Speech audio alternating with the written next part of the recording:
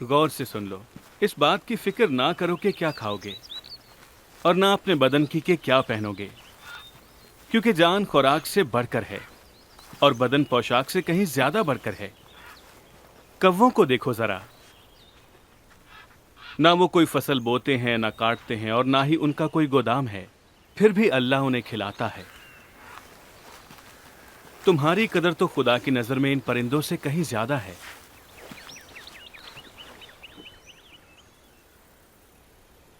तुम में से कोई है जो फिक्र करके जिंदगी का एक लम्हा बढ़ा दे? अगर तुमसे यह नहीं हो सकता तो फिक्र करते ही क्यों हो? इन पौधों को देखो कैसे बढ़ते हैं, इनकी खड्डियां हैं, ना कपड़े बुनते हैं। सुलेमान बादशाह अपनी ढेरों दौलत के बावजूद ऐसा लिबास नहीं पहनते थे। अगर अल्लाह घास को जो कल आग में जाएगी ऐसी खूबसूरत पोशाक पहनाता है, तो तुम्हें अच्छा लिबास क्यों ना पहनाएगा? ऐ कम ईमान वालो, हमारा ईमान बढ़ाइए। अगर तुम में रत्ती बराबर भी ईमान होता और तुम इस दरख्त से कहते कि जड़ से उखड़कर समंदर में जा गिर, तो वो तुम्हारा हुक्म मानता।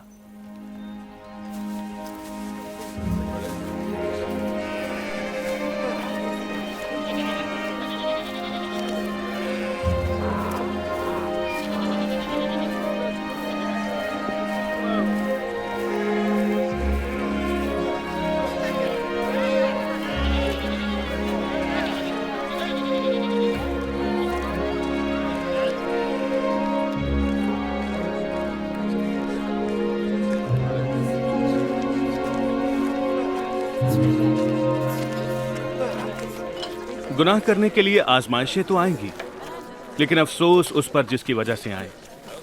किसी को गुनाह की तरफ माइल करने वाले के लिए अच्छा होता कि उसके गले में भारी पत्थर बांधकर समंदर में फेंक दिया जाता ताकि वो डूब जाता।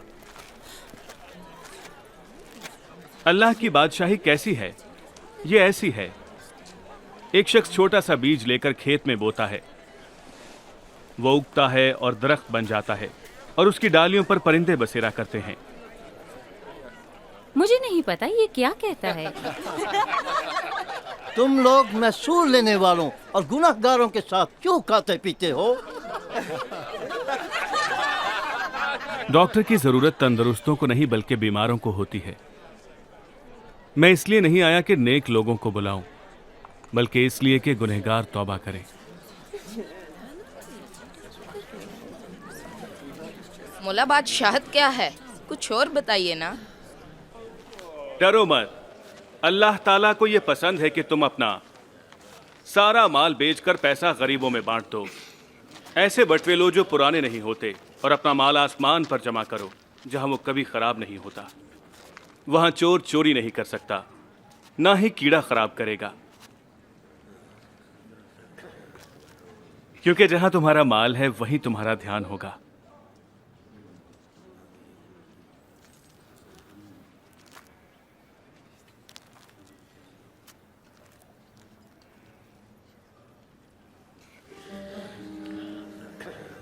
ऐ खातून, तुम अपनी बीमारी से शिफा पा चुकी हो।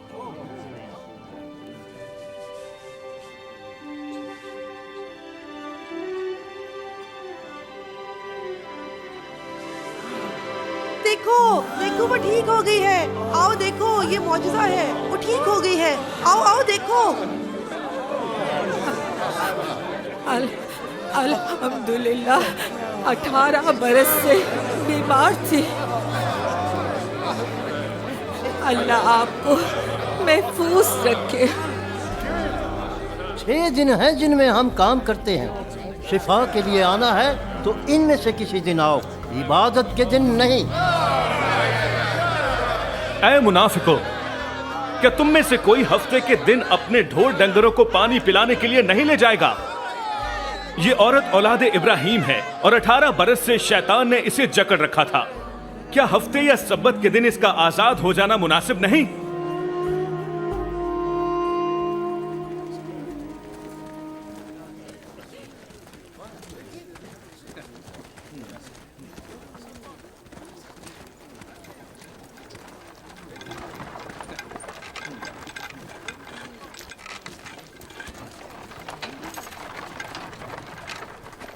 نیک استاد، مجھے بتائیے کہ جنت میں جانے کے لیے مجھے کیا کرنا چاہیے؟ تو مجھے نیک کیوں کہتا ہے؟ نیک تو صرف اللہ کی ذات ہے۔ موسیٰ کی شریعت سے واقف ہو؟ تم زنا نہ کرنا، نہ خون کرنا اور نہ ہی کسی پر جھوٹا الزام لگانا، اپنے ماں باپ کی عزت کرنا۔ یہ سب کچھ تو میں بچپن سے ہی کرتا چلا آ رہا ہوں۔ تو پھر ایک اور کام بھی کرنا ہے، اپنا سارا مال بیچ کر غریبوں میں بانٹ دے، پھر تجھے آسمانی خزانہ ملے گا، تب آ کر میرے پیچھے ہو لینا۔ لیکن ہم تو تاجر ہیں، ہم دولت مند ہیں۔ کتنا مشکل ہے کسی کا جنت میں داخل ہونا۔ امیر آدمی کا جنت میں داخل ہونا اتنا ہی مشکل ہے جتنا اونٹ کا سوئی کے ناکے سے گزرنا۔ پھر کون نجات پائے گا؟ جو انسان کے لیے ناممکن ہے اللہ کے لیے ممکن ہے۔ تو بتائیے کب آئے گی یہ اللہ کی بادشاہی؟ اللہ کی بادشاہی ایسی نہیں جو دیکھی جا سکے۔ کوئی بھی نہیں کہے گا کہ دیکھو اللہ کی بادشاہی یہاں ہے یا وہاں، کیونکہ وہ اس وقت تمہارے ساتھ ہے۔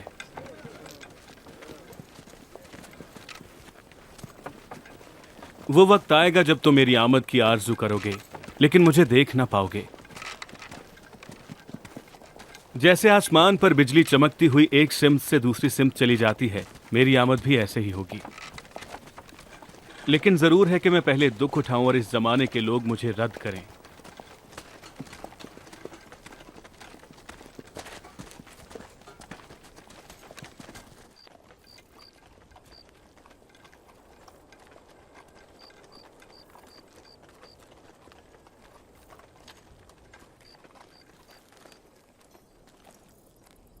مبارک ہے وہ آنکھیں جو ان چیزوں کو دیکھتی ہیں جو تم دیکھ رہے ہو، کیونکہ بہت سے انبیاء اور بادشاہوں نے آرزو کی مگر نہ دیکھ پائے، نہ ہی وہ سن پائے جو تم سن رہے ہو۔ ہمیں کیا کرنا چاہیے؟ توریت کیا کہتی ہے اور تم نے کیا سمجھا ہے؟ اللہ تعالیٰ سے محبت کر، اپنے پورے دل، ساری جان، ساری طاقت اور ساری عقل سے، اور پڑوسی سے اپنی مانند محبت کر۔ ٹھیک کہا، یہی کر اور جیتا رہ۔ میرا پڑوسی کون ہے؟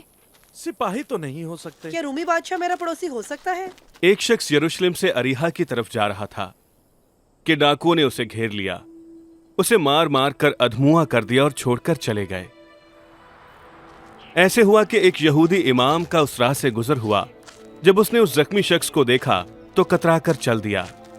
تھوڑی دیر بعد ایک مؤذن وہاں سے گزرا، زخمی کے پاس اسے جا کر دیکھا، لیکن اس نے بھی اپنی راہ لی۔ لیکن جب حقیر سمجھی جانے والی سامری قوم کا ایک شخص وہاں سے گزرا تو زخمی کو دیکھ کر اس کا دل بھر آیا۔ سامری نے اس شخص کے زخموں پر مرہم لگا کر پٹی باندھی اور اپنی سواری پر بٹھا کر شفا خانے لے گیا۔ اگلے دن وہ پھر گیا اور طبیب کو اس کا خرچ ادا کیا اور کہا کہ جب میں واپس آؤں گا تو اس پر اور جو خرچہ ہوگا میں وہ بھی ادا کر دوں گا۔ اب بتاؤ، ڈاکوں کے ہاتھوں زخمی ہونے والے شخص کے ساتھ ان تینوں میں سے کس نے پڑوسیوں والا سلوک کیا؟ جو اس پر مہربان ہوا۔ تم بھی یوں ہی کرو۔ بچوں کو میرے پاس آنے دو، انہیں منع نہ کرو۔ اللہ کی بادشاہت ایسوں ہی کی ہے۔ میں تم سے سچ کہتا ہوں کہ جو اللہ کی بادشاہی کو بچے کی طرح قبول نہیں کرتا وہ اس میں داخل بھی نہیں ہوگا۔ ان بچوں کو قبول کرنے والا گویا مجھے قبول کرتا ہے، مجھے قبول کرنا میرے بھیجنے والے کو قبول کرنا ہے۔ تم میں جو سب سے چھوٹا ہے وہی سب سے بڑا ہے۔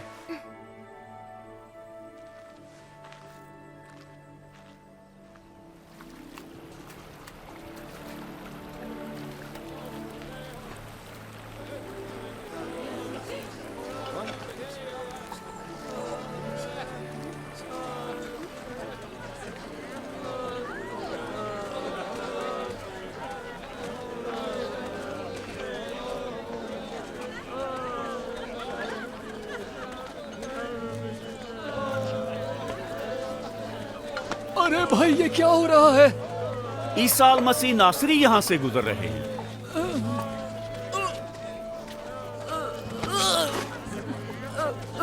المسیح، اے ابن داؤد مجھ پر رحم کر، اے ابن داؤد مجھ پر رحم کر۔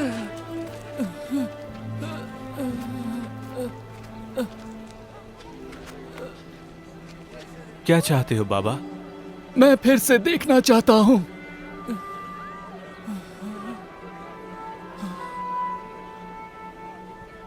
لو دیکھو، تمہارے ایمان نے تمہیں شفا بخشی۔ میں دیکھ سکتا ہوں، میں دیکھ سکتا ہوں، میں دیکھ سکتا ہوں۔ یا اللہ تیرا شکر ہو، میں دیکھ سکتا ہوں۔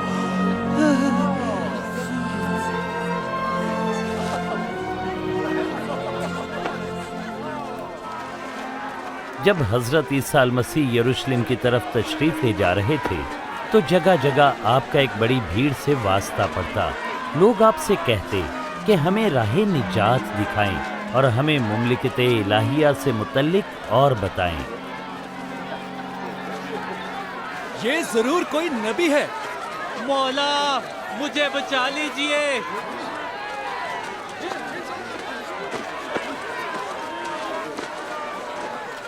مولا ہمیں بچا لیجئے۔ الحمدللہ۔ مالک ہمیں سیدھی راہ دکھائیے۔ ایک محصول لینے والا شخص زکائی آپ کو دیکھنے درخت پر جا چڑھا، کیونکہ لوگ عیسیٰ المسیح کو مولا تسلیم کرنے لگ گئے تھے۔ یہ ہے وہ محصول لینے والا۔ زکائی نیچے آؤ، آج میں تمہارے گھر چلوں گا۔ میرے گھر؟ اس کے گھر میں جانا کون پسند کرے گا؟ زکئی حضرت عیسیٰ المسیح کو کیسے جانتا ہے؟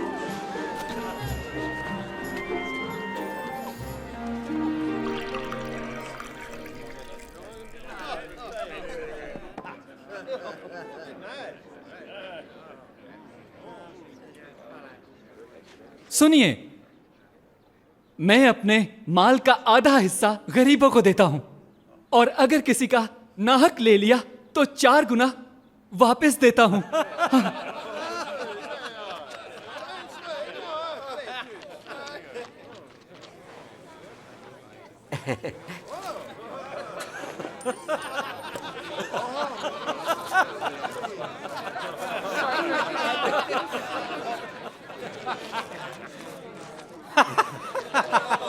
واہ واہ، حیرت ہے، محصول لینے والا لوگوں کے پیسے واپس لوٹا رہا ہے۔ آج زکائی کے گھر میں نجات آئی ہے، کیونکہ یہ بھی اولاد ابراہیم میں سے ہے۔ مسیحا گناہ گاروں کو ڈھونڈنے اور نجات دینے آیا ہے۔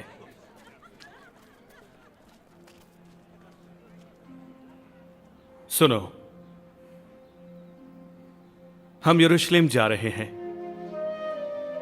جہاں میرے متعلق تمام پیشگوئیاں پوری ہوں گی۔ مجھے غیر قوموں کے حوالے کیا جائے گا۔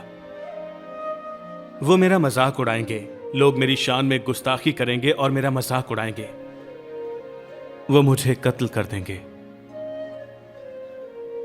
اور تیسرے دن میں جی اٹھوں گا۔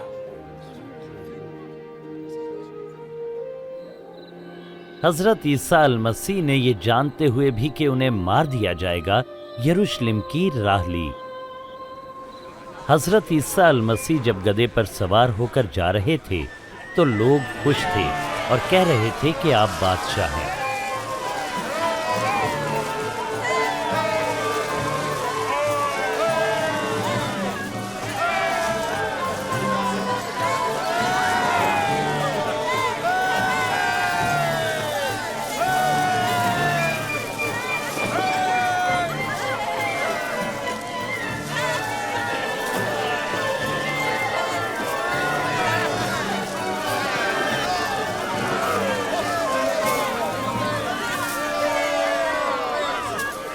اپنے شاگردوں سے کہیے کہ خاموش رہیں۔ میں بتاؤں، اگر یہ خاموش ہو گئے تو پھر پتھر چلانا شروع کر دیں گے۔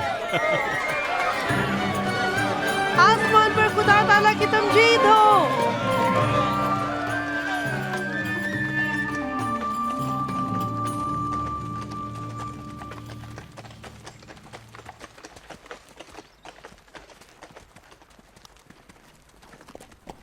जब हजरत ईसा अल मसीह यरूशलेम के करीब तशरीफ लाए तो उस पर निगाह करके रोने लगे।